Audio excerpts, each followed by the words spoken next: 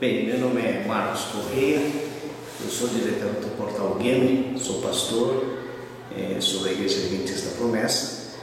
Fui convidado pelo pastor João Wendel para, além de participar da Escola Profética, do Som de Elias, também fazer a cobertura jornalística do evento.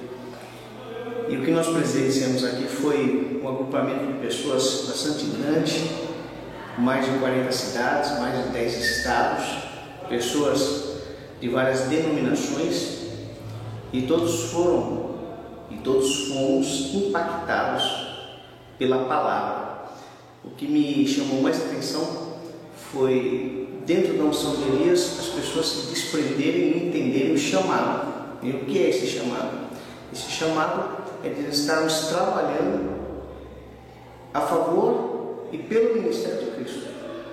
E isso requer que nós deixemos as nossas próprias convicções no sentido pessoal, mas seguirmos a doutrina cristocêntrica, realmente por Cristo em primeiro plano. A unção de Elias, ela trouxe em nós um renovo, e esse renovo ele está embasado justamente nisso. Nós nos desapegarmos das coisas materiais, das coisas terrenas, e nos apegarmos às coisas dos céus.